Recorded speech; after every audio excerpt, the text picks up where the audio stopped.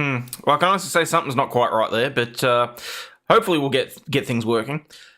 Yes, people, like a young, fresh... Shit, where am I getting the feedback from? There it is. As I was saying, like a young randy couple after prom, we're experimenting again. So we're trying some new things today. Hopefully things will actually work. But, oh, crap. Don't even... Well, I know you're fucking with me because I just heard myself playing through YouTube, but thank you for that, Ambic. Anyway, so what's in the news today? Well, we know how much New York City trash can owners are going to get charged for their new fangled trash cans. We have someone put on a blind date with a hooker paid for by their friends. A bunch of kids dressed up as Arabs in a stunt at a school here in Victoria. That's not so great. And we also have a dog finding a lump of whale vomit on a beach, which is apparently worth thousands of dollars. But let's get stuck into it, people, shall we? Welcome to Law News and Laughter.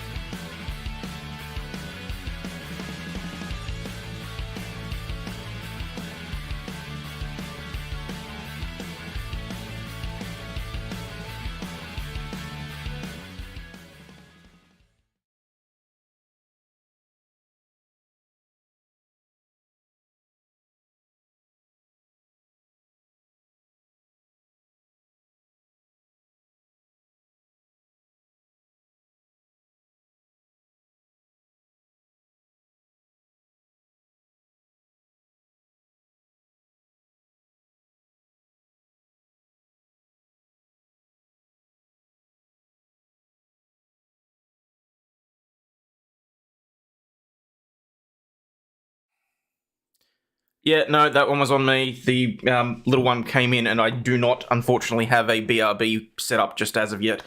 But, okay, where are we? Let's get stuck into the news, which should be this page here. Check it out, chat! We officially have it set up so that not only do your chats show up on the screen below me, now I can pull up both Rumble chats and YouTube chats. How sick's that? I'm loving this. Alright. Dog found a lump of whale vomit on a beach. Why am I starting with this one? Never mind. New York homeowners to be charged for new official trash can. New York City will soon require the vast majority of household garbage to be placed on the curb in official vendor-supplied trash cans, which will cost homeowners at least $45 a pop, Mayor Eric Adams announced on Wednesday. Starting next fall, residents of buildings with fewer than 10 apartments, about 95% of the city's housing stock, will be required to put their garbage in bins with secured lids. Why does it matter if the lids are secure or not? I don't understand that.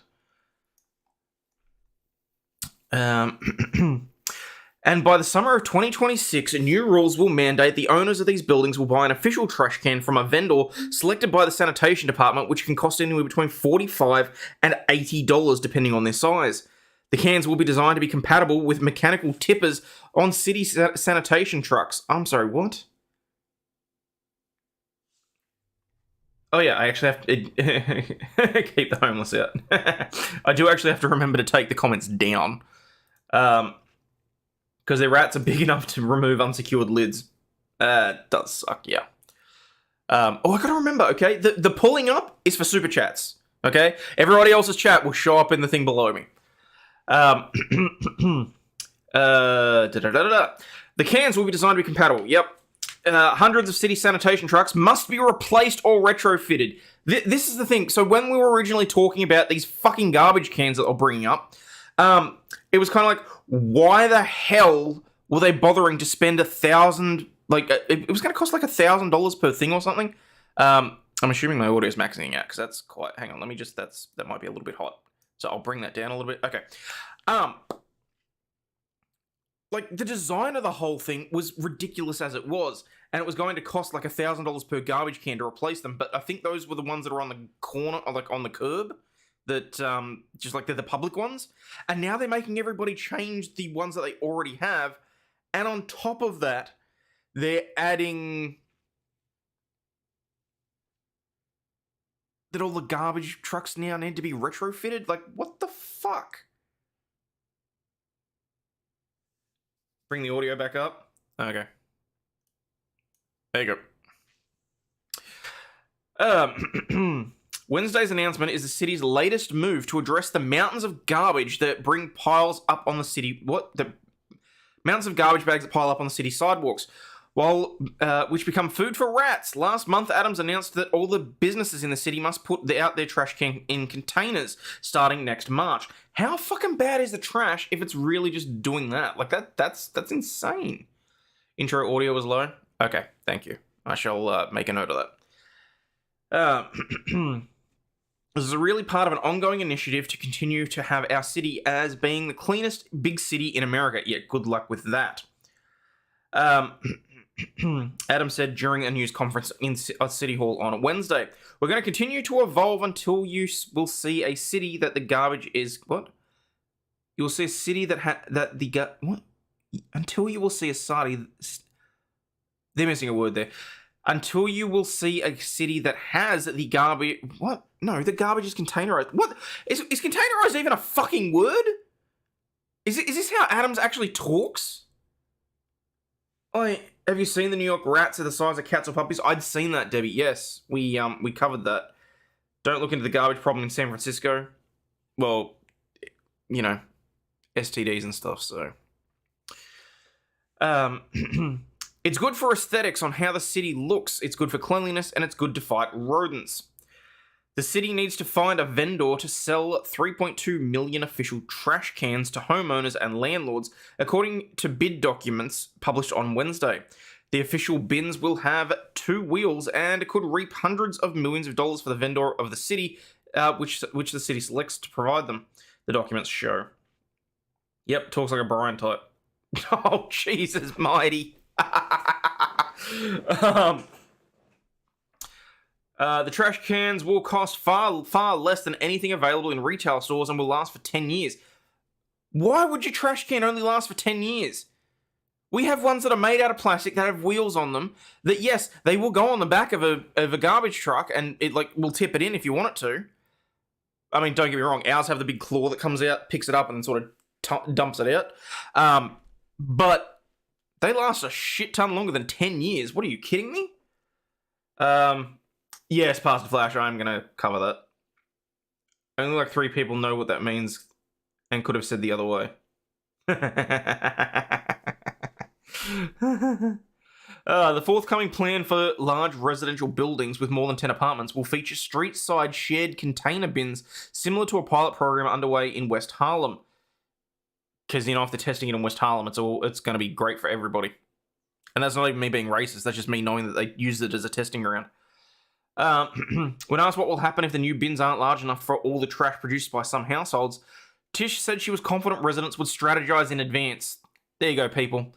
If you're living in New York, apparently you're going to have to reduce the amount of waste you're actually producing. So, good luck with that. New Yorkers will have to figure out how many bins they need for their home and for their building or their household and plan accordingly. Last 10 years, as long as the truck driver doesn't slam them in... They last 10 years as long as the truck driver doesn't slam them into the ground with breaking the wheels. Oh. Alright. Okay, this seems to be a bit of a success. I'm pretty happy with this, actually. I can see that there's 41 of you watching over on YouTube. I cannot see Rumble numbers, but aside from that, as it turns out, I have worked out how to have guests and have audio and that sort of thing, so we'll be working on that down the track as well. But I'm quite happy with how this is turning out, actually. Okay, moving on. Oh, hang on. I'm sure Justin Turdhole will have a rant about the millions of garbage cans a year thrown into the ocean. I'm here almost at the start of the stream. Makes a change. Hey, how you doing, dog? Good to see you. Rumble showing 11. Thank you, Real Robolaw. Real Robolaw. No, I said Robo. What is the fine for not updating the new cans? That's actually a damn good question. There'll be something. I mean, they haven't specified, but you can tell you can be damn sure that there will be, because why not? It's an opportunity.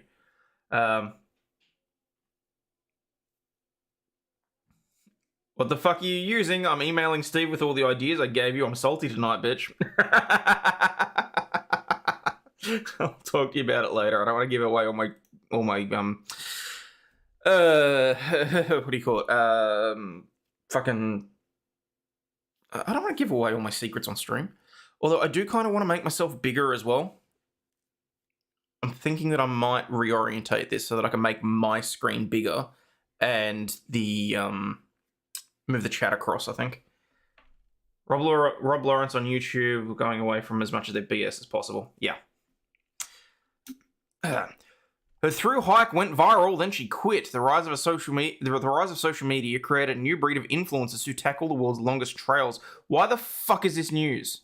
I'll admit, I got like 2 hours of sleep last night, so I just opened random news pages. I'll be perfectly honest. But what the...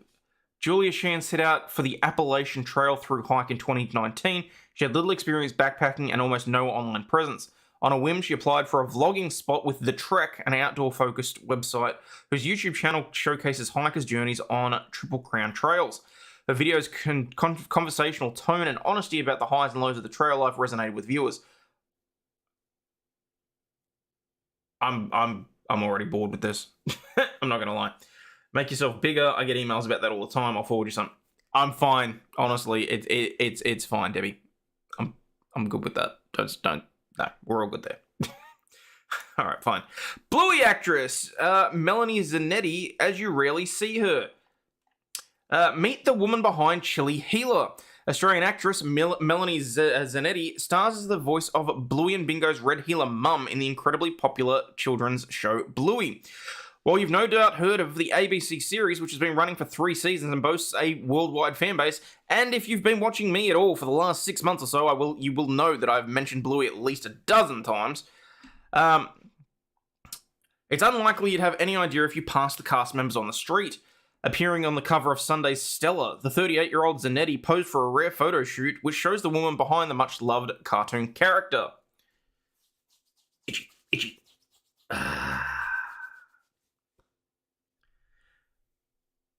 That joke then, Bluey. I'm so childish. She's a voice actress, you're not supposed to see her. Exactly. Zanetti can be seen sporting her long brunette hair while posing in a stylish outfit for a glamorous magazine spread. Oh, good God. I've had the feedback that I don't necessarily look like what they had in mind. Well, I mean, I'm one of those guys that looks up the voice characters on shows, so you look exactly as I knew you looked. Further, Zanetti said fans usually don't recognize her voice either, enabling her to live a life of complete anonymity. I've never really been vocally recognized, I think, because my actual voice is a couple of steps away from Chili, she explained. Dave McCormick, who plays her on-screen husband Bandit, has such a unique voice that he's been told that if he's in the supermarket and someone an aisle over will run over to find Bandit. That's great. But I kind of love the anonymity. I've often been in situations where I've walked past whole families decked out in Bluey gear. Once at an airport in Atlanta, they weren't even Australian, they were American, and they were reciting parts of Bluey, and I'm going past going, wow, you guys have no idea, but I'm loving this. I was going up the escalator and they said the line and I threw my line back and their whole face went boom. Bluey, which was created by Australian animator Joe Brum, is approaching the 5-year anniversary, having first premiered without huge fuss in 2018. Since then, it's become a commercial and cultural powerhouse with a lineup of high-profile fans, including Billy Joel and Ryan Gosling. Praised for its depiction of everyday life. And here's the thing. I can attest to that because I literally went through one of the episodes yesterday. For anyone that has watched, I think it's season 2, the episode Fido, where Bluey makes friends with another little girl at the playground and the dads kind of get thrown together to become friends. Yeah. Just a pair of dads sitting at the park, having a conversation while the kids play around, swapping phone numbers so that they can keep, having play dates and stuff. It was kind of cute. Don't watch Bluey because I'm an adult, but I did read something about it going woke for the upcoming season. What a shame. Debbio, I highly doubt that. I'm willing to bet that is someone trying to torpedo it. It's happening with Harper. Yes, I've seen that one. Yeah. The dad zone odd couple. Yeah, unfortunately, a little bit. As of May 2021, the show had been played for over 480 million times on ABC streaming service, which, while the latest series, which debuted in April, achieved a huge series average total audience of 11 million across ABC channels and ABC iView, becoming the highest total audience for any series in Australia. Speaking on the show's ever-growing popularity, she said that she knew from the get-go she was involved in something special. Well, it's a damn good show. Definitely doesn't feel like 5 years, even though so much has happened to this little Aussie show. Recently, I think it is the second most streamed show in the world, which is just wild. I'm so proud to be part of such a beautiful production that's come out of Australia. When I first saw the beginning of the pilot, I knew it was special. I hadn't seen anything like it before. It was so beautiful. Wow. Okay, look, that's all fine, but at the same time, that's a little bit circle jerky. Melanie, you might need to be able to. You might need to practice with giving interviews. All I'm saying. It was so beautiful. My heart actually hurt watching it. I was like, I want to be part of this. I don't think anyone could have predicted how big it's blown up. Talking about voices, turns out we were the voice. Yeah. We're going to get to that. All right, you know what? Given that you guys are being so, shall we say... Oh, shit, I was not supposed to show... I'm going to have to be careful here because it will show without switching. Ooh, okay. All right. Australia officially rejects the proposal to recognise Aboriginal people in the Constitution. Technically true. Technically true. But the way that the media is reporting on this is pathetic. Mamasaurus Rex says Bluey was the only reason we had Disney+. Well, see, that's a great thing. We don't have to worry about it being on Disney+, because we've got it on the free-to-wear app, the equivalent over here, so... Voice to Parliament referendum fails in defeat that Indigenous advocates will see as a blow to progress towards reconciliation. I just want to have a quick look and see... There he is. Hello, Elias. Hello, the white woke gentleman who is speaking for all of the Indigenous people. Oh, the reporting's terrible. It really is. Australia rejects the proposal to recognise Aboriginal people in the Constitution. Australians have resoundingly rejected a proposal to recognise Aboriginal people in the country's Constitution and establish a body to advise Parliament on Indigenous issues. Could you be a little less disingenuous? So, Aussie, I hear you're racist now! No, that's the whole point. We rejected it because we didn't want the racism. Saturday's Voice to Parliament referendum failed, and I like to think that I had a little something to do with that. Like, I'm not trying to get a big head or anything, but I did have a couple of people reach out to me, say thank you for going through the videos, thank you for going through the debate. It really explained a few things, helped me decide how I was going to vote. So, yeah, as it turns out, I do actually have a platform that I can use. So thank you, people. I very much appreciate your being here and watching. Saturday's Voice of Parliament referendum failed with the defeat clear shortly after the polls closed. So how it worked was the polls closed at 6 p.m. and obviously, as everyone would be aware with the changing in time zones, given that the referendum required the majority of people as well as the majority of states, we actually almost knew we pretty much knew the result of the referendum before the polls had even closed in Western Australia, before they started counting Western Australia, because of the level of because of the number of people in Queensland, in Victoria, in New South Wales, and Tasmania. Because it's a yes or a no, so all they had to really do is, okay, this one goes here, this one goes here, this one goes here, this one goes here. So, yeah, the overall statistics, I think that we'll get to them in the second. People were sort of reeling because no one was expecting Queensland, given the high Indigenous population there. No one was expecting 80% of the state to vote against. So, man, they didn't have to stop counting in the middle of the night to then count for days later? No. No, see, and that's just it. For the most part, we will know the results of our elections the same day. Like, even the federal one and the, what do you call it? No, it doesn't change based on who the monarch is. It's literally, because it was set up, I think, when it was named after Queen Victoria, so it's always going to be Queensland. The Northern Territory voted no. Yeah, pretty much every state aside from the ACT voted no. So, okay, where are we? To succeed, the Yes campaign advocating for the voice needed to secure a double majority, meaning it needed both a majority of the national vote as well as the majorities in 4 states out of the 6. Yeah, as it turns out, the only reason that Northern Territory and ACT were voting was for the number of people.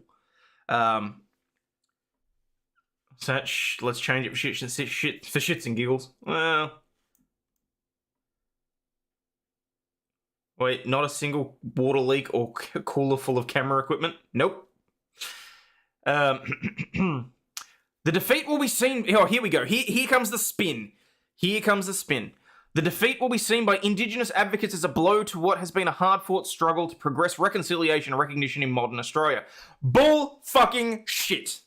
What it was an opportunity for division, for lording it over, for what we knew down the track was going to lead to treaty and reparations, because one of the guys that was the founding force behind the voice to Parliament made no qualms about his demands for reparations down the track. Alright, struggle to progress reconciliation and recognition in modern Australia, with First Nations people continuing to suffer discrimination, poorer health, and economic outcomes.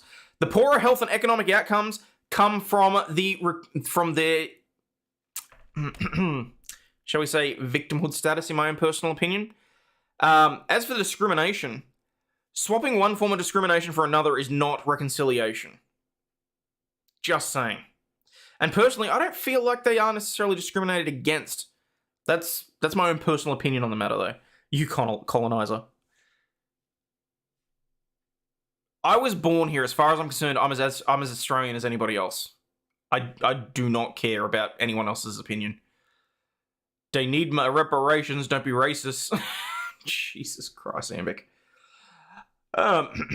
More than 17 million Australians were involved for the compulsory vote, with many expats visiting embassies around the world in the weeks leading up to Saturday's poll. The Prime Minister, Anthony Albanese, called for Australians to show kindness to each other after the referendum. Absolutely. There's going to be a whole bunch of Green supporters that are crying into their tea this morning. You should absolutely give them a pat on the back and say, sucked in. This moment of disagreement does not define us, and it will not divide us, he said. Oh, he's already backtracking to try and save it. There's already calls for him to resign. There's already calls for him to be kicked out of office, so... We are not yes voters or no voters, we're all Australians. Then why did we need the referendum? And it is as Australians together that we must take our country beyond this debate without forgetting why we had it in the first place.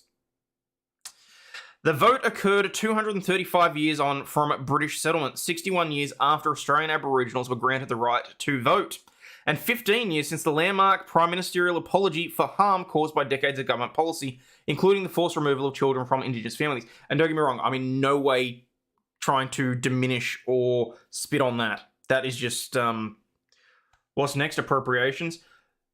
That's in my view. That's what native title is. As soon as you have exclusive native title and they can run people off the land, we're already there, and native title already exists as it is. So, no,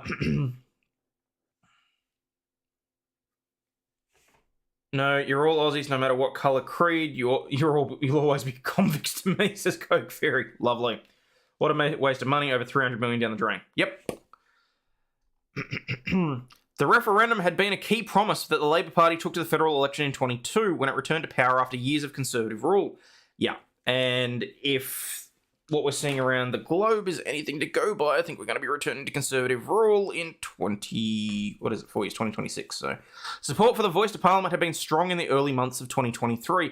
Yeah, according to some reasonably rigged polls, in my own personal opinion. But subsequently began to slow and on a steady decline. All major polls had foreshadowed that the No campaign would succeed and the Voice would be rejected. Nationwide support for the Voice was hovering at about 40% in the week before the vote, with coverage of the campaign being overshadowed by the outbreak of the war in the Middle East in the crucial final days. The concept of the advisory body, which would have included Indigenous representatives from each of Australia's 6 states and 2 territories voted in by their local... No, you're talking bullshit here. You are saying what you think the voice was going to be because no details were ever released. You're specifically saying this is what it's supposed to be, but those details were never confirmed, and that is a damn good reason why so many people voted no. This is disinformation and misinformation as far as I'm fucking concerned. The concept of the advisory body, okay, an advisory body that supposedly had powers and additional functions, but okay, which would have included Indigenous representatives from each of Australia's 6 states and 2 territories voted in by their local Indigenous electors. Nowhere was it confirmed that they would be voted in. Was developed and endorsed by the Aboriginal and Torres Strait Islanders leaders in 2017. Some of. Keep in mind, people, for those that didn't watch the debate, remember, the Uluru Statement from the Heart did not even include the people who traditionally owned the lands at Uluru. They didn't want it called the Uluru Statement because they didn't agree with it. Here, this is the equivalent of pointy sticks and loincloths that would have been acquired had colonisation not happened. Exactly, Guy Fano. No tribe can speak for another.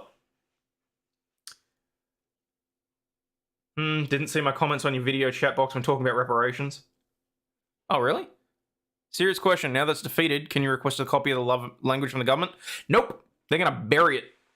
I can tell you that right now because the language didn't exist. They were making it up as they went along, and they were prepared to release the details if it got up. Like, don't get me wrong, I guarantee somehow, somewhere, there would be something about it, but there's no way in hell you're going to get anything out of the government, even if you forware it. So... it was envisioned to provide Australia's government with non-binding advice on issues affecting about 4% of the Wow, okay, way to increase the population as well. It's less than 4%, we know this. It starts with a 3. Who identify as Indigenous. There is an 8-year gap in life expectancy for Indigenous Australians compared with non-Indigenous Australians, a suicide rate twice the national average, and comparatively poor outcomes for health, education, and infant mortality. I hate those arguments. I fucking hate those arguments. If you live out in Arnhem Land, in the bush, in the outback, where you have no access to healthcare, no access to what we would consider modern shelter, no access to roads, no access to medicines, all that sort of shit. Of course this is going to be the case, because this is how the traditional owners traditionally live. And that's entirely their business. I mean, most of the ones that are out in Arnhem, the ones that were out in the outback, most of them didn't know or didn't care. They were completely apathetic about this. The ones that I've seen, the loudmouths that were pushing this, were the ones that wanted some sort of benefit over everybody else. That's my damn opinion about it. Falling upwards is still a skill. You just have to let go of your sense of coordination. Here they're called reservations. Yeah, we don't really do that. I mean, they've... The areas where they live, specifically the ones that have exclusive native title, it's their land. That's what it is. So, what's that? Civilization is reparations. Oh no. Oh no. Alright, actually, you know what? I have to test something. Give me a second, guys, and I'll be right back with you. No, because there was absolutely no need whatsoever for this, frankly. Because as I said previously, the simple fact of the matter is that if they'd wanted to set the voice up, and they still could do it, it would not require a constitutional amendment. As far as I'm concerned, requiring the referendum by Albo was a fucking cop-out. It really was. If he was doing anything more than virtue signalling, he could have just introduced legislation to set this body up within the current government. Yes, it wouldn't be enshrined in the Constitution. So what? It would still do everything that the Indigenous population that are pushing for this would want. And he could still do it. Labor's still in power. There's still the majority in the lower house and the Senate. They could get it rubber stamped, no problem. They don't need the referendum for this. Is someone paying those promoting things? I can't comment specifically, Ghostry. I will say that there were some people that stood to make a shit ton of money.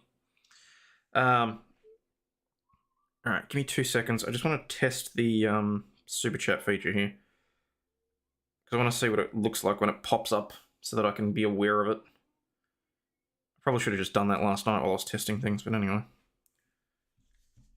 So let's have a look. Setting myself $2. So there you go, YouTube. I'm giving you, what, 60 cents. Alright, so now we wait. Okay. Oh, okay. It does show up differently. Okay. And what's it look like on the screen? Sweet! Okay, it works. Alrighty. While such an advisory body could have been created through legislation, the proposal was designed to enshrine its existence in the Constitution so that it could not be removed by future governments. But it still could be, because the wording was, subject to this Constitution, the Parliament shall have the powers to change its powers and Constitution, and yes, I was literally donating to YouTube, I know. It had the point is, if the government of the day wanted to, they could like organise it so that it was, well, it's just a $2 super chat on your business. It wasn't that bad, was it? I'm being facetious. Like, the Parliament of the day can still rule that the voice is one person and have them so overloaded that it means literally nothing. Like, having it in the Constitution, I get that it was, like... I fully get that to these individuals, it was an important thing because it was to be recognised at the highest level. Well, I'm sorry, but I personally believe that in that instance, everyone's equal. Everybody standing on land here in Australia at the moment, living, breathing Australian air, has the same rights and responsibilities. So, Migraine, I'm not bringing that one up. The referendum question to amend Australia's constitution to recognise the First Peoples of Australia, which, again, as I said yesterday, I believe that is a misnomer, because Australia itself as a concept was formed in 1901 when the Constitution was founded. Prior to that, the states and colonies, whatever, were named New South Wales, Queensland, whatever else. The Aboriginal Indigenous, the Indigenous Aboriginal and Torres Strait Islanders were the first inhabitants of whatever they, amongst themselves, called the land. So, a simple majority popular vote on a massive constitutional change seems like a pretty broken system. Well, that's your opinion. Could the government effectively make itself a monarch in Australia? No. The only way that things change on that, again, would again be by referendum, because we'd have to abolish the Constitution. And we'd have to reset up. And I mean, the last time they tried that was in '99 when they voted for Australia to become a republic. I think that referendum would be a little bit closer now that Liz is dead and buried. I think that Charles is not as endeared to the population, and I do think that if the Republicans here want to push that, I think that they what do you call it? I think that if they want to get that done, they need to do it sooner rather than later, because I think that once Wills is in power, I think that's going to swing back. Because he is more respected, significantly more respected than Charles ever was. The failure of Australia's previous referendum in 1999 to become a republic and acknowledge Indigenous ownership was seen to have failed because it put forward a specific model to voters. Exactly what the voice advisory body would look like and how it would function would be determined only once the concept had won approval. Yeah, and that's really what the problem that people had. Because I wanted to know what was going to happen. Everyone else did too. Albo done fucked up. Dude, look at that tat. That's nice. He did well with that. That's a nice little representation of the sword. That's pretty cool. The People's Republic of Australia stand. Nah. Be sad to see Australia leave the monarchy. I don't know. Honestly. Opposition to the voice seized on this ambiguity, adopting a campaign slogan, "If you don't know, vote no." Well, duh. It was pretty friggin' straightforward. But the reasons for the decline in support were broad. Albanese and his ministers were prominent faces in the Yes movement, and while Labor did not lead the campaign, bull fucking shit. It was your own damn ministers. It was a government initiative. You were out there shaking hands, kissing babies, and all that sort of crap. You cannot tell me that the government was not pushing it. And the fact that the Australian Electoral Commission, a supposedly non-partisan organisation, were quite clearly biased in some of the shit that they were saying in social media and like on TV and shit like that. Yeah, no. That pissed me right off. Will it really make a difference other than Australia would technically have new trade agreements, maybe money? I think, like, in people's brains it would. But honestly, no, I don't think so. Don't shake hands, that's gross. They should have skipped down to William, I'm Canadian, and keep forgetting Charles is king. Speaking of that, we haven't heard much of old King Chuck on the other side of the pond. This is true too. The reasons for decline in support were broad. Albanese and his ministers were prominent faces of the Yes movement, although they did not lead the campaign. The government's focus on the referendum was seen alongside its handling of other national issues. It weathered accusations that it championed the voice push while failing to deliver tangible improvements for citizens facing cost of living pressures, and a housing crisis hurt the Yes side. Wow. They're doing everything they can to make excuses for why it failed. Oh, of course it failed. There was a fucking cost of living crisis, and people don't feel safe in their own homes, and all this and that, and the other. Yeah, right, okay. Whatever helps you sleep at night. Meanwhile, the Liberal Party in opposition formally backed the no vote, with senior Indigenous members speaking out against the voice. Arguments against the proposal included that no such representative body was needed, and that it introduced race into the Constitution, and that the voice would divide the nation. Opposition also emerged from the far left of the progressive politics and a minority of grassroots Indigenous activists who rejected the voice while calling for more significant reconciliation measures, including a treaty with Aboriginal Australians. Yeah, but here's the thing. The ones calling for treaty are the ones that, in my opinion, have their heads up their asses because, again, no mob can speak for another mob. So unless they formally, get together, all 250 of them, all 250 of the, we'll call them clans, but it's mobs, they call themselves mobs, and they actually, form their own, representative government to create a treaty with, the Australian government is not going to have 250 separate treaties for different areas of land. It's just not going to happen.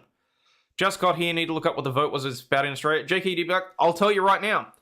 It was to introduce racism into Australia's founding document. It was to give a government department that was going to be set up as a fourth branch of government unspecified, very vague, very broad powers. That's really what it boiled down to.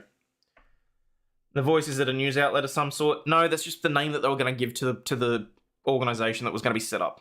So... Oh, wow. Tim Pool's Gay Music. Wallaby Fund donation, $1. Thank you very much. Very much appreciate that. Yes, it was very much dividing Australians by race. It was. Okay. And whilst we're talking about failures of the left, Jacinta Allen has officially been voted out of power in New Zealand. Former businessman Christopher Luxon has won the New Zealand election as voters seek a conservative change. The former businessman, Christopher Luxon, will be New Zealand's next Prime Minister after winning a decisive election victory on Saturday. People voted for change after 6 years of a Liberal government led most of the time by Jacinta Ardern. Not to divert the show, but where's Rabbit? Haven't seen the last few streams. Actually, neither have I. I mean, she pops in and out as she pleases, so... the exact makeup of his government is still to be determined as ballots continue to be counted. Luxon arrived to rapturous applause at an event in Auckland. He was joined on stage by his wife Amanda and their children William and Olivia. He said he was humbled by the victory and couldn't wait to get stuck in his new job. He thanked people from across the country. You have reached for hope and you have voted for change, he said, supporters chanting his campaign slogan, which promised to get the country back on track. Yeah, none of your business. There is a show called The Voice. It's about singers. We have it here too. It's, it was really stupid. It's So, anyway. Outgoing Prime Minister Chris Hipkins, who spent just 9 months at the top job after taking over from Ardern in January, told supporters late on Saturday that he called Luxon to concede. Hipkins said it was not the result that he wanted. No shit, of course you wanted to be in fucking power. Ardern had a huge majority, absolutely toasted. Yeah. Well, I mean, to be fair, she had actually moved on and resigned, but... Oh, damn.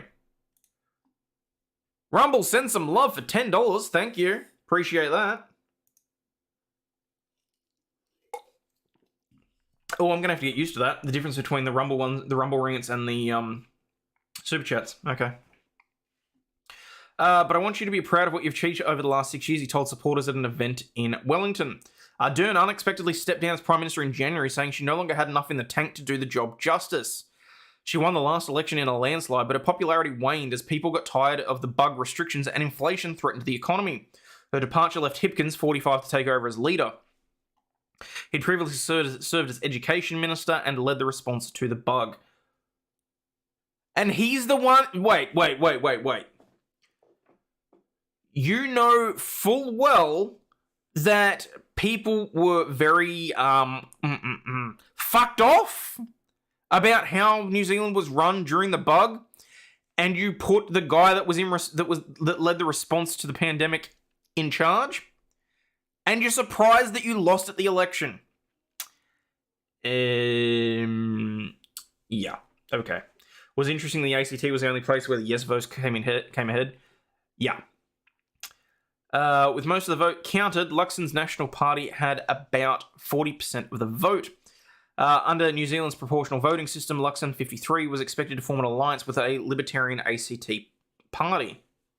Okay. Meanwhile, the Labor Party that Hipkins leads is was only getting 25% of the vote, about half the proportion that it got in its last election. And in a result that would be particularly stinging for Labor should it lose the seat, National was in a tight race for Ardern's old electoral seat of Mount Albert. The seat has long been a Labor stronghold and was held by another former Labor Prime Minister, Helen Clark. The National Party candidate for the seat, Melissa Lee, told the Associated Press she was feeling excited but also nervous about the final result. They really wanted to make sure that Ardern wasn't coming back, didn't they? I bet they blamed Trump for their loss in 2020 choices. Will the opposition in other countries do to their new conservatives what they did to Trump? I'd like to think they wouldn't, but we can't make any sort of... yeah, probably. The seat's been Labor since 1946. It's been the biggest, safest Labor seat forever. It would be fantastic if we won it. Lee said that she was door-knocking. People had told her they were tired of the current government and were concerned about the state of the economy and the spiralling cost of living. David Farrar, a long-time Conservative pollster, said that there was...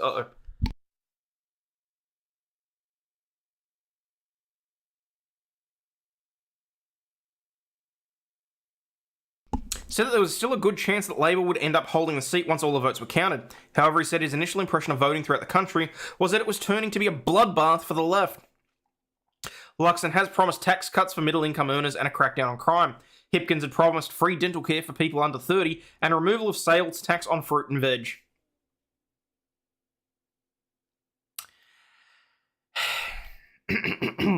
Dude. You can tell you're an education minister.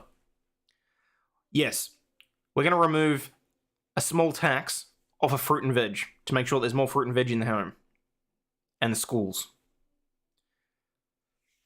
Compared to taking tax off middle-income earners? Are you fucking kidding me? No wonder he got kicked out. Bloody hell. SEPTA has misspelled Philadelphia on signage at a new train station. Wait, how the hell do you pronounce that? Hang on. Concho Hawkins. New train station is getting closer to opening with the arrival of signage on the building. However, over on X, the person behind the account, SinWagon14, tweeted that Philadelphia had been misspelled on a sign. SEPTA responded that the sign had already been reported. I'll bet it had. How do you fuck that up? Like, seriously. New Wawa on Germantown Pike. What is this? It's literally just a more than the curve serving Conshohocken Lafayette Hill. Oh, I was starting to think that this was it's spelled Philadelphia.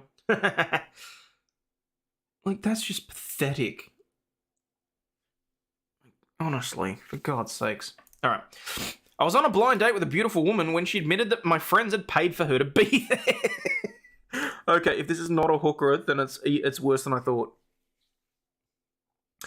Dating was supposed to get me out of my comfort zone, to help me do something a bit different. As someone who continued to work remotely post-COVID and lives alone, it was easy to lose social interaction. So having never been on an official date...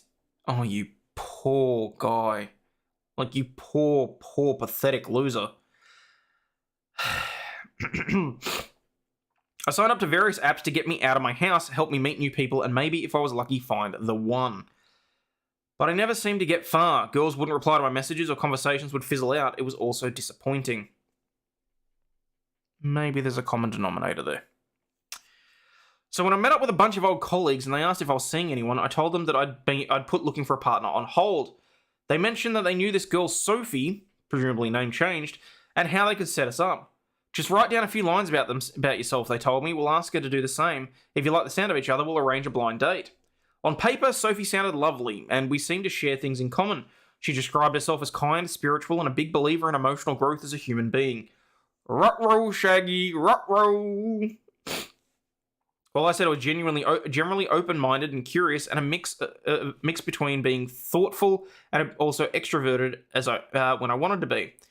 When we met at the Ivy restaurant in Kensington, which I chose. We met at an Ivy restaurant in Kensington, which I chose. It was the first date I'd been on, and I wanted to show her that I was going to take the date seriously and make it a good impression. The Ivy doesn't have a large waiting area, so I was hoping we'd arrive at the same time to avoid me looking like a sad singleton or leaving her waiting. Fortunately, perfect timing prevailed, and we met at the reception. I was bowled over by what I saw. Uh-oh. How were the red flags not going off at this point? She had beautiful curly blonde hair, wore a blue and cream outfit, and had a warm, friendly smile. I settled on a neutral handshake because I didn't want to risk starting the date off on the wrong foot. Oh, poor guy. We walked to our seats and I breathed a sigh of relief. I'd passed the first hurdle. I had not been stood up, which had been my worst fear. As we looked at the menus, we both agreed to bypass the starters and head straight to the main course. I told her I'd pay for the meal and that she could have whatever she wanted. After studying the menu, she ordered vegetarian food. To match, I ordered a meat-free curry, you pussy. While we waited, we began to tell each other about our interests and our jobs. I tried to strike a careful balance between not talking too much and not coming across as shy.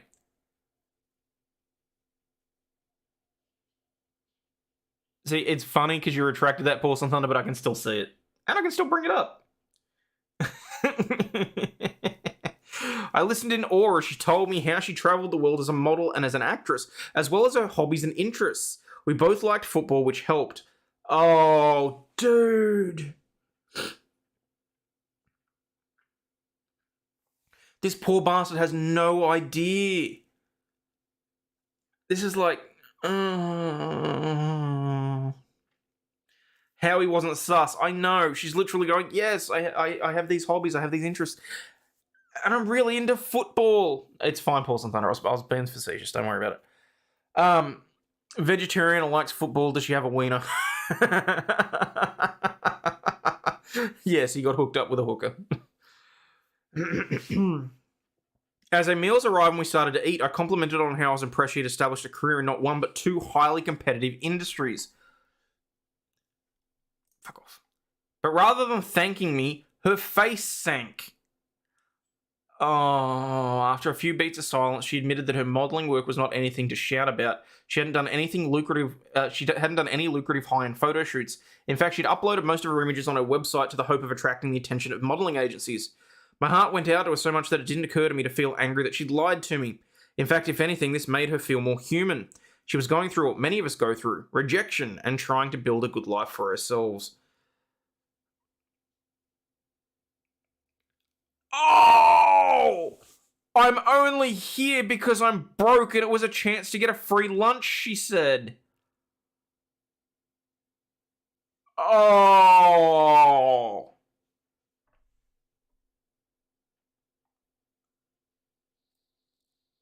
Although I empathised with her by this point, I felt more like we'd both been in a counselling session than on a date. It wasn't so much a conversation as her talking about her problems, talking her problems through and asking my professional advice as a public relations agent on how to market herself better.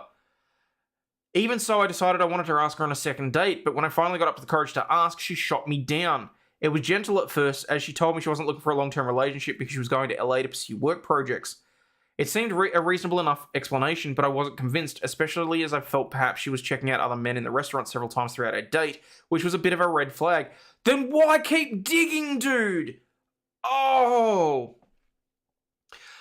Then she must have felt either sorry for me or a sudden attack of conscience because she decided to confess her real intentions behind the date. To be honest, Samson, I'm only here because I'm broke and it was a chance at a free lunch. Plus, our friends paid me to come, she said.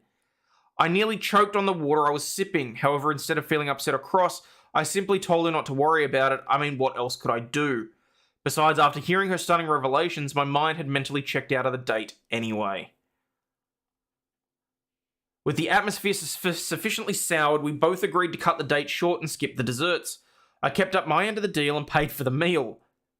You beta cuck.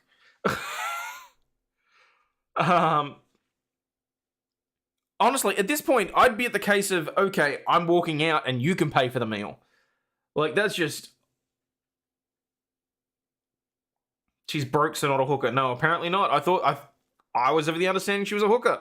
But no, this is so much worse. This is just a mutual friend that got paid to be there. On reflection, I had every right to be annoyed. No shit, you think?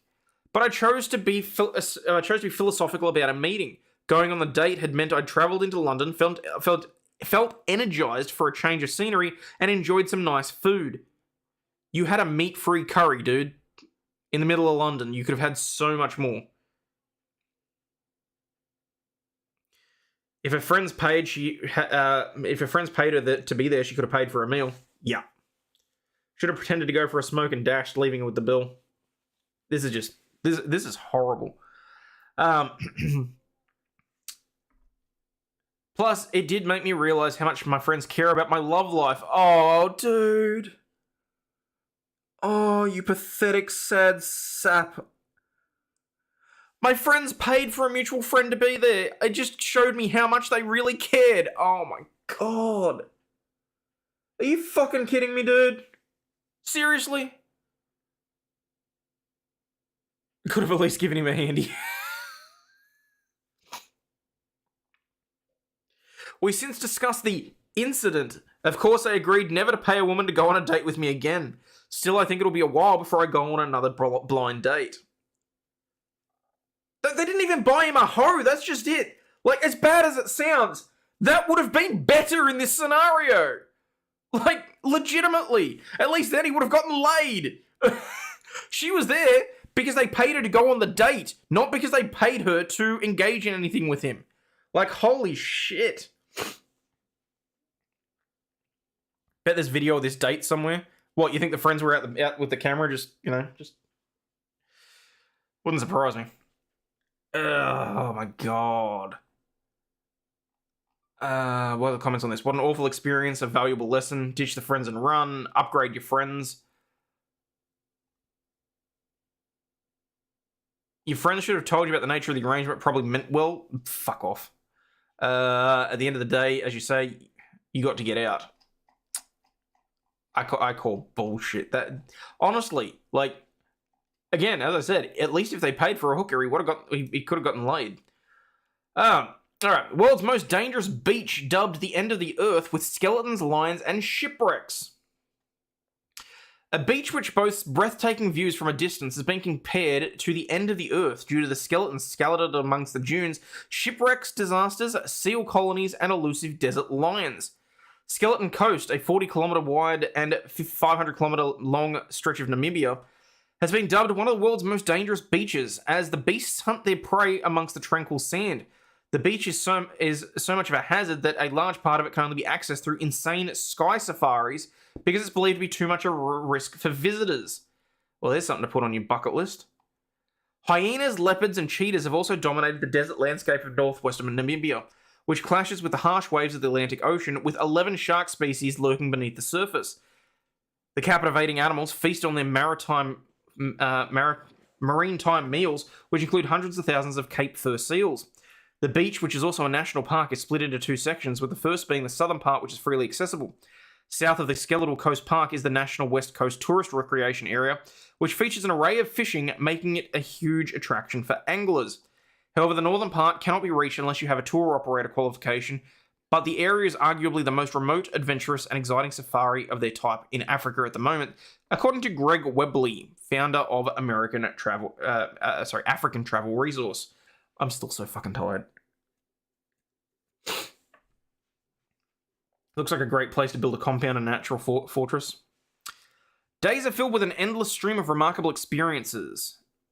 Is this just a puff piece to get people to go over there and... Yeah, no, tragic. I'm not sure if this is the same place that... I'm not sure if this is the same stretch of beach that Top Gear did or not. But this sounds like a puff piece just to get people eaten by lions and hyenas. Maybe they're dying out and they need food.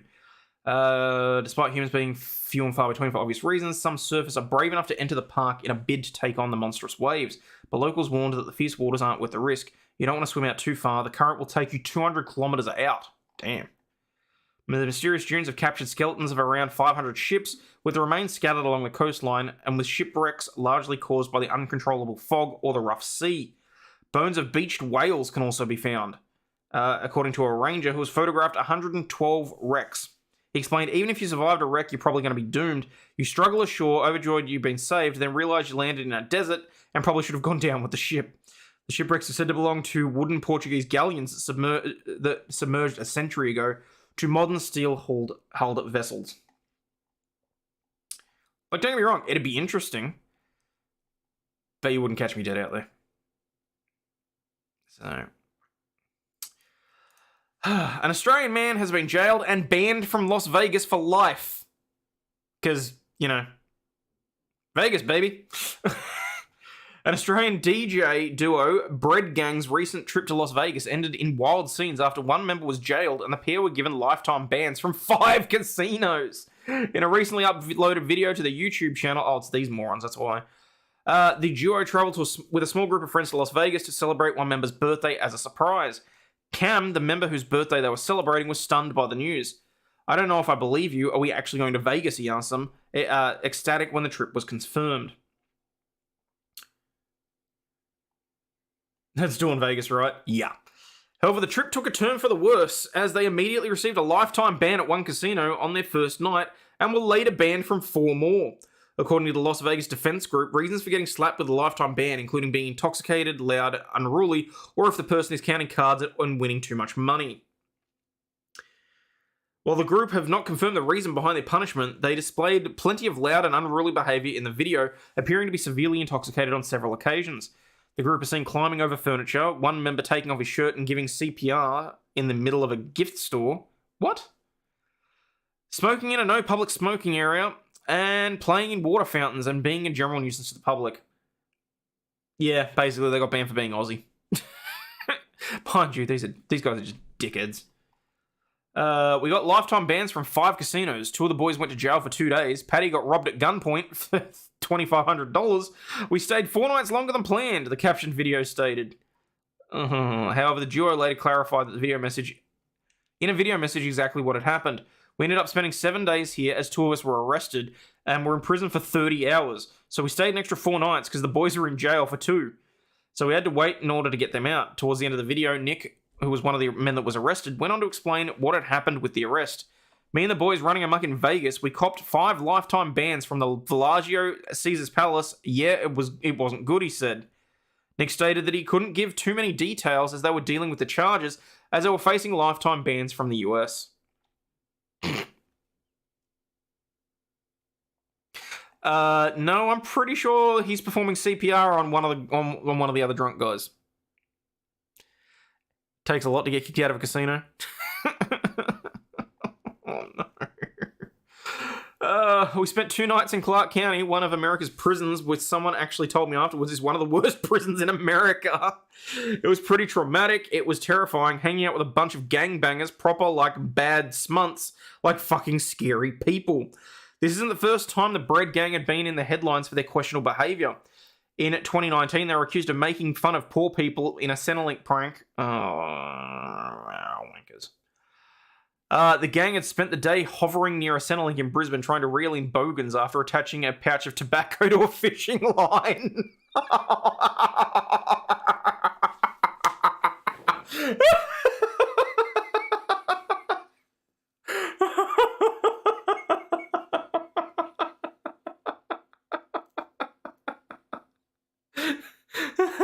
I hope this group is banned from leaving Australia completely.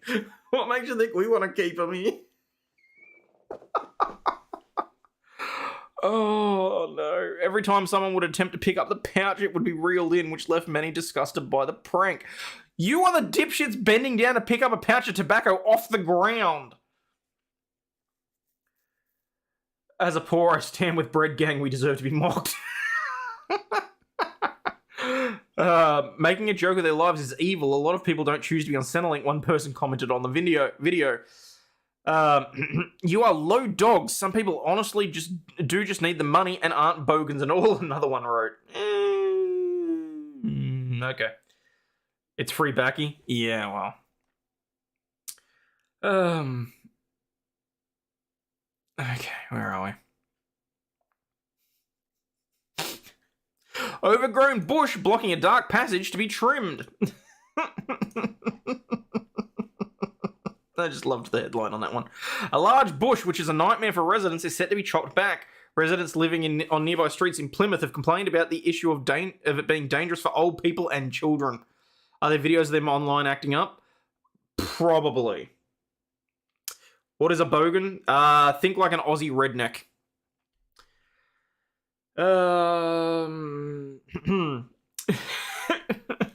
The overgrown bush is dangerous for old people and children.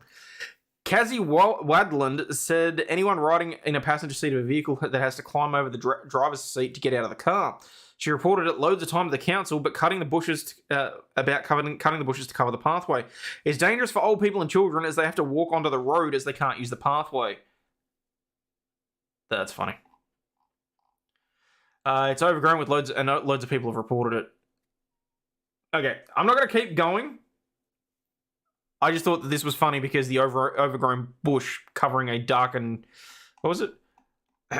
Huge bush blocking dark passage to be trimmed. That's right, people. To encourage more foot traffic, make sure you always trim your bush.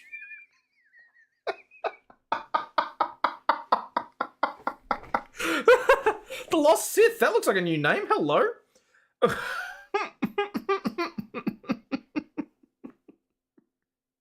Slow clap for the editor.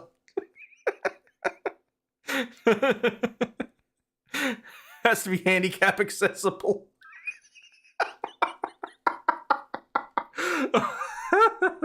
Oh, see, this is great because now I know what I'm going to make my short out of today. Alright. A man has been caught with over 160 stolen guns at an Applebee's. Memphis police arrested a man accused of having drugs and stolen guns in a car. Police saw a black Kia Forte pulling into a parking lot at Applebee's on Union on October 11 with a temporary Tennessee license tag. Kadarius Bailey is charged with possessing a firearm during the commission of a dangerous felony, theft of property of $2,500, possession of a controlled substance with the intention to sell fentanyl. Fuck him. No, you know what? Send him to prison, then he can get fucked. Marijuana, possession of a controlled substance with the intention to sell meth, and possession of controlled substance with the intention to sell fentanyl. I thought I already... Wait. They did him twice for the intention to sell fentanyl, or is that just a double up? According to the affidavit, officers stopped the car and smelled a strong smell of marijuana. This is why you don't wind your windows down. Why do you have to take them all with him to Applebee's, though? I know that's the most egregious crime so far, is that they had to go to Applebee's. When officers asked Bailey to exit the car, they retrieved a black Glock 17. Oh, not even the 19. Seriously, dude? No, yeah, I get the possession and intent to sell are two separate charges. They've got it in here twice, though. Possession of controlled substance with intent to sell fentanyl. Possession of controlled substance with intent to sell fentanyl. They literally put it in twice. I think it's a typo. After searching the car, they found several plastic baggies of marijuana, meth, and 2 fentanyl pills. Okay, hang on.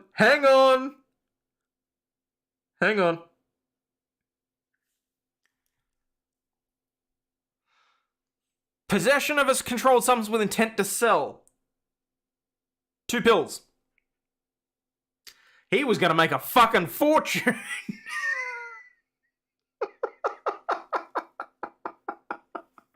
Glock 17A is the main 9mm Glock sold in AU. Yeah, no, I agree with that. But having... Mighty, correct me if I'm wrong, but I think I fired the 19, didn't I? I'm pretty sure. Or was it, or did I fire the 17 and it was the 19 that we were looking at when we went to the Bass Pro? Either way, I still prefer the one with the steel slide anyway. After searching the car, the police found meth and 2 fentanyl pills. The gun came back as stolen from a sporting goods store, an arms dealer in South Haven. Officers also found 161 other stolen weapons. Like, holy shit. Police say the front passenger had a revoked driver's license. Who the fuck cares? No, we've been over this. There was absolutely no reason why they should have been interviewing the passenger. In a statement, the passenger said she allowed Bailey to ride in her car to go to Applebee's.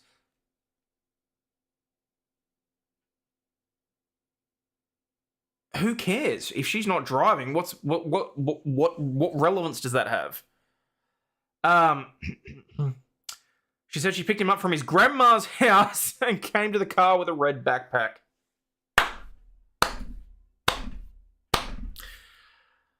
Oh, damn. Well, enjoy your time behind bars, my friend.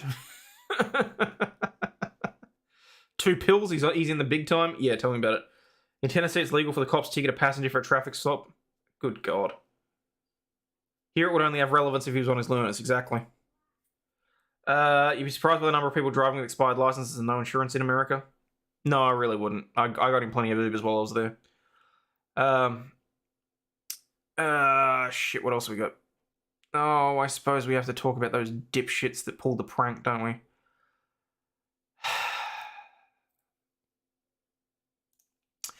Melbourne school students dressed up as Arabs in vile anti-Semitic stunt.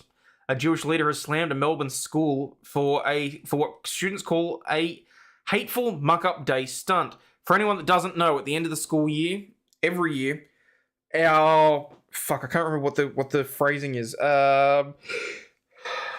Is it sophomore or is it? I can't remember how it works. Anyway, the ones that are graduating, basically, they have muck-up day where they do like stupid shit and you can get away with murder, really. Senior prank day, yeah. A Melbourne high school has come under fire after students were allegedly dressed up as Arabs in what was believed to be a cruel anti-Semitic stunt. The shocking allegation comes just 1 month after the federal court ruled the same school had failed to address anti-Semitism and left 5 Jewish students open to bullying and harassment. Brighton, it's a hoity-toity suburb, located 11 kilometres southeast of Melbourne CBD, was today one of many schools around the country to partake in the annual Muck-Up Day festivities. It's very bad timing. Yes, it is. The annual event is a Year 12 celebration to mark the end of the academic year and often involves dress-ups, organised pranks and practical jokes. While most of the shenanigans are seen as harmless fun, they sometimes get out of hand and can lead to serious disciplinary action due to destructive, violent, dangerous or offensive behaviour. Yes, for example, having sheep on the roof of the school, leaving a cow in the teacher's parking lot, releasing a pig into the school office. A lot of them involve animals, I'm not going to lie. Earlier today, Melbourne radio station 3AW broke the news that a group of students from Brighton Secondary College, dressed up in Arab attire, which has been described as a vicious, cruel and hateful stunt aimed to antagonise Jewish students amid the current Israel-Hamas conflict that's left both sides emotionally charged. Brighton is a home to a large Jewish population. Yeah, I need more V. Oy vey. Chair of the Anti-Defamation Commission, Dr. Devere Abramovich, condemned the students' actions on host Neil Mitchell's program, voicing his disappointment and issuing a powerful statement on behalf of the Jewish community. I'm going to try and hold it together and not break down, the emotional Jewish leader told presenter Neil Mitchell. I've spoken to the leadership at Brighton Secondary College. There was a small number of students who came to muck-up day dressed in Arab attire. They were taken to the principal's office and instructed to immediately take off their costumes. As far as I understood, the school is taking it very seriously. There will be disciplinary repercussions, and a statement is being prepared by the Department of Education. This was mean-spirited, it was vicious, it was cruel, and it was hateful! While the presenter agreed, he pointed out that the act was done by secondary students and that the appropriate actions were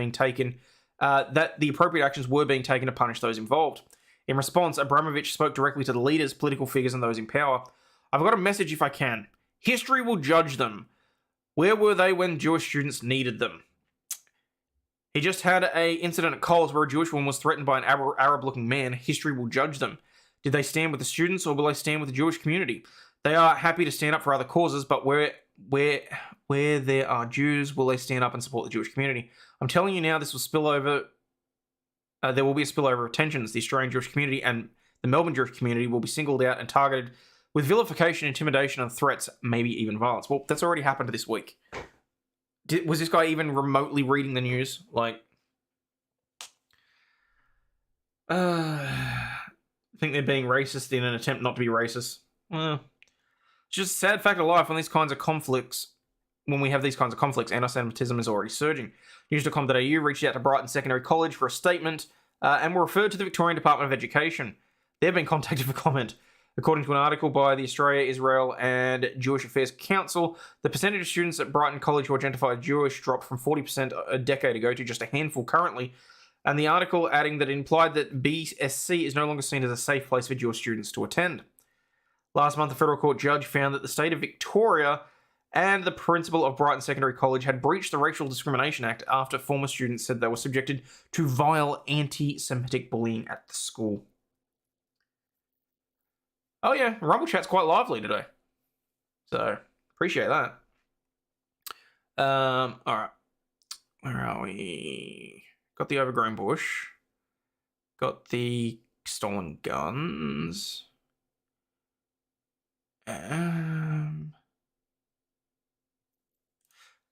France. Oh, fuck. That's not what I wanted. I didn't want to lead into that. Never mind. Have you heard of the Devil's Chair in this Florida cemetery? Legends say the stone seat will steal your beer and let you talk to the devil. Florida has plenty of spooky attractions and haunting legends, but this one might just take the case, or in this case, your beer. Tucked away in the Lake Helen Cemetery of Volusia County is a brick-laid seat known by locals as the Devil's Chair. The cemetery is found near the Cascada Spiritualist Camp and several of the original Casadaga spiritualists are still buried there, including the camp's founder, George Colby.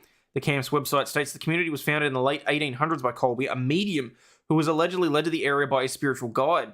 Now the community is made up of around 57 acres and with 55 homes, serving as a hub for mediums and spiritualists. Nowadays, many members of the community are cremated upon death, so there aren't many in there that end up buried in the cemetery anymore. Seriously, they left a mug of coffee? I suppose if to be fair, if we have the rapture and the dead rise from the grave, at least one of them's going to need a cup of coffee, aren't they? As told by the Sanford-born historian Charlie Carlson in his book Weird Florida, the cemetery has guards posted each Halloween to ward off pranksters and curiosity seekers looking for goblins. A sign posted at the cemetery says that it closes at dusk, with anyone on the premises afterwards being considered a trespasser. According to the stories, if you sit in the big black chair at midnight, big brick chair, at midnight, the devil will communicate with you. The Prince of Darkness also enjoys a cold one once in a while. For we're told if you place an unopened can of beer on the chair, it will be empty the next morning. He's probably a pretty thirsty fellow after walking in all that fire and brimstone. The beer myth has been especially popular amongst locals, with the Red Cypress Brewing in Winter Springs releasing the Devil's Chair drink prior to the brewery's closure in 2019. I'm shocked that got closed. Plenty of fake YouTube paranormal videos on YouTube about the Devil's Chair. Okay. Meanwhile, Reverend Lewis Gates said that the spiritualist camp, there's truth to the beer myth, though likely not in the way people are expecting. In fact, much of it stemmed as far back as the late 1900s. People used to come and get drunk, come out of the graveyard, pour their beer on a tombstone. They put their beer next to the tombstone, next to the chair, thinking the devil was going to drink the beer. But it wasn't the beer drinking it, it was us teenagers. After the teens snagged a free nighttime beer, they would put the can back, leading people to believe that the devil had indeed drunk it. We popped the beer really to make, really sort of make a noise. They'd have to turn around, but we'd hid. They'd see the beer was gone, and boy, they'd go off running. Due to vandalism at the cemetery over the years, it was fenced, and a curfew was implemented, making escapades like these difficult to continue. While the Devil's Chair is located in the Thatcher's family burial plot, two similar chairs were also built in the cemetery in separate family plots. However, the Thatcher plot is the easiest to access, hence why the chair became the subject of rumours. Pour one out for the dead homies. I don't understand why you would build a chair like that. Like, it doesn't make sense to me. There's a cemetery not far from where I live. There's a house that someone lives in right next to it. The graves are close to their fence. That's just creepy. Oh, that's gut-wrenching. Personal experience of stories passed over time may have become warped and exaggerated, much like a game of telephone. Meh. That was interesting to start with, but that story was way too long for what it needed to be. Just saying.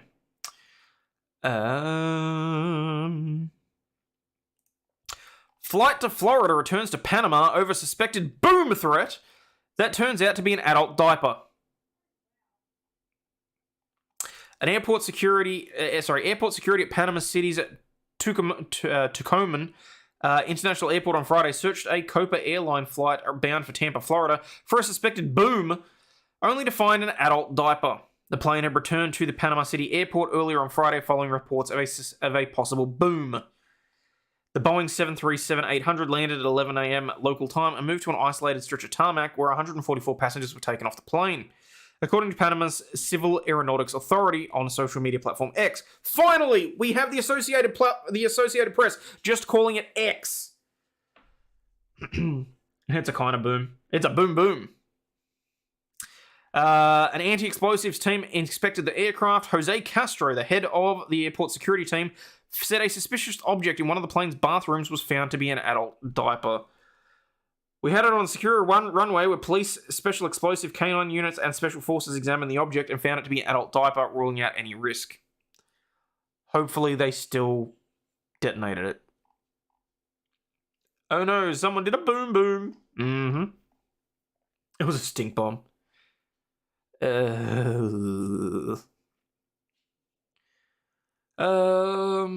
are we? A photographer who captured the horrifying images of the Challenger breaking apart has died.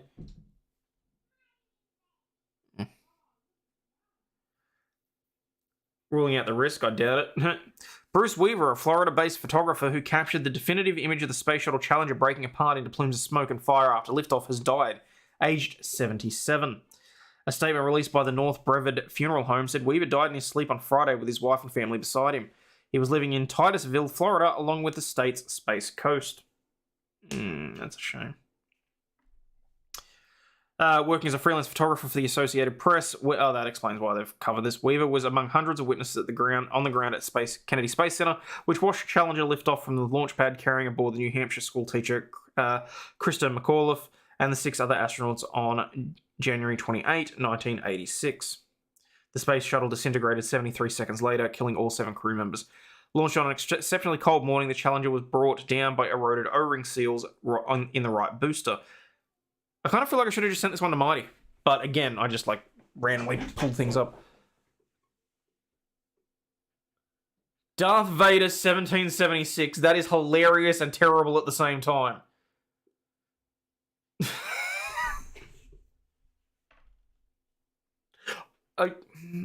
I don't know if I should bring it up or not. Oh, God. Alright, where are we?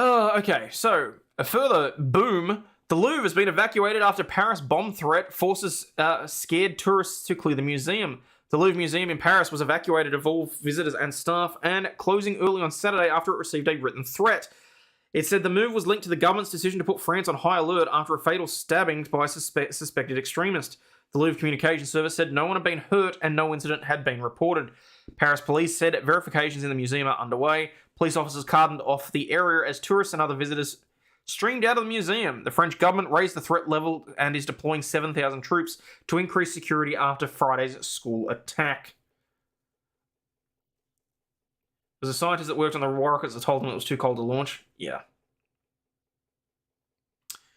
The government is also concerned about the fallout from France from the war between Israel and Hamas. The Louvre, home to masterpieces such as the Mona Lisa, welcomes between 30 and 40,000 visitors per day. They had a boom threat. So, all right, where are we? Got that. All right. Armed man uses axe to smash into a Melbourne home. An alleged armed intruder has smashed into a Melbourne home with an axe, injuring the homeowner. A 52-year-old man was sleeping when three men armed with machetes tried to smash their way into his Braybrook home at 1 a.m. on Wednesday. His hand was sliced while trying to barricade his front door after he was woken up by his wife. Oh, that sucks. The bone has been chopped, the tendon's been damaged from the index finger, he told 9 News. The group caused a massive amount of damage in about 8 minutes before they fled in 2 vehicles. They smashed the gate, shooting things, punching and kicking. They took an axe and machetes to the windows, he said. He told 9 News he had no idea why his home was targeted, and Victoria Police are investigating. Probably saw you as an easy target, mate. If I'm perfectly honest. Is this going to play or is it going to be a pain in the ass?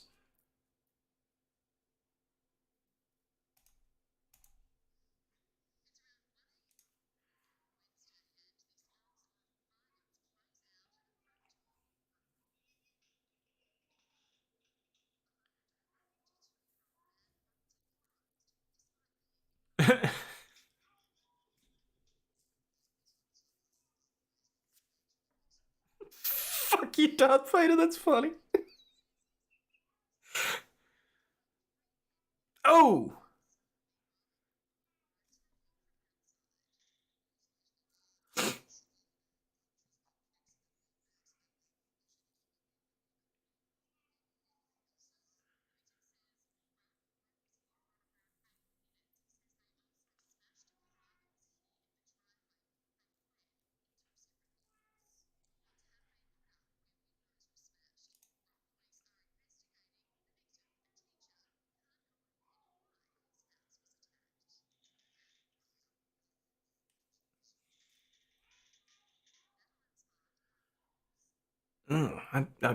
Yeah, I don't know. That sounds horrible. All right, where are we? We're almost at the hour and a half mark, so I'm going to do this one. Customer takes retailer to court for refund on an $8,000 mountain bike. See, I don't understand this. How certain people can get so. There was no audio on the video. God damn it. Okay, you know what? Something for me to write down and fix up. Okay. So what was it? The audio on the intro video was low and there was no audio from the screen capture there. So, okay. You know what? No, let's do this on the fly. We'll do this now and I will fix this right now so we know, so that I know and you guys know. So that's playing audio. So I need audio input capture. No, output capture. Output capture? No. Application audio capture. That's what I want.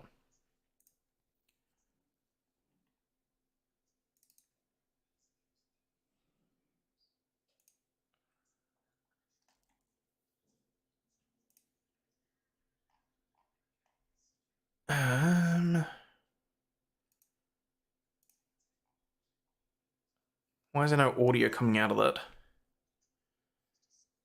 Is there anything there yet? Zilch? Okay. Alright, so why is the audio capture not working then? Oh, because the ghosts of the past. Close to 1 million Palestinians were forced to flee their homes during the 1948 war that led to the foundation of Israel. Aid groups appalled by the order. Under humanitarian law, it's called forcible transfer of populations, and it's a war crime.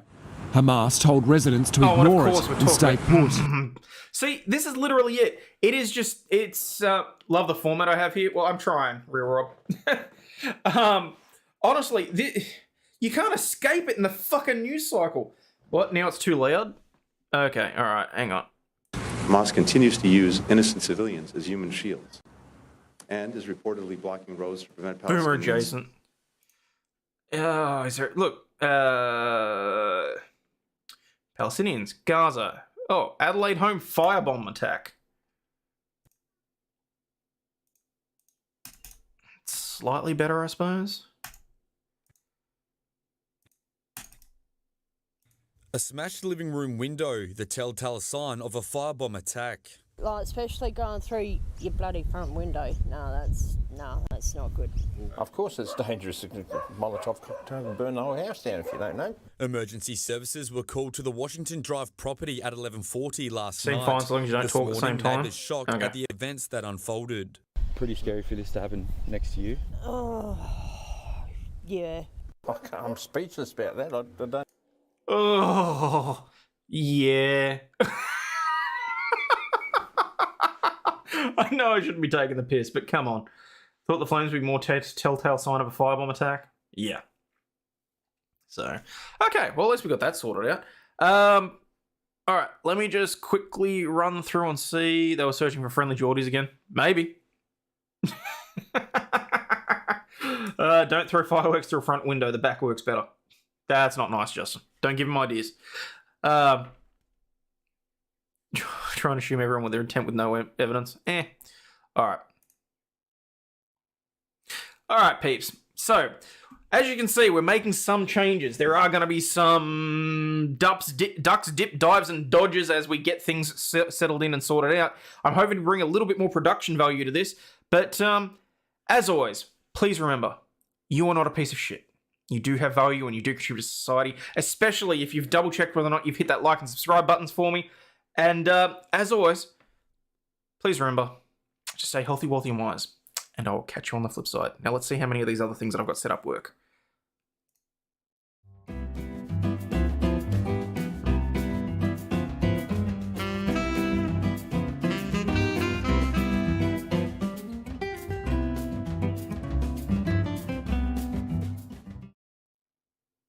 I'm going to go with no on that because that was supposed to show all the super chats.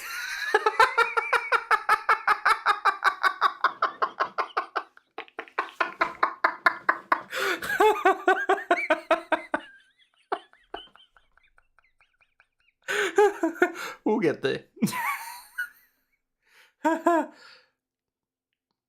Got kicked out of the stream to some ABC BS? What the hell? Alright, let's try this one.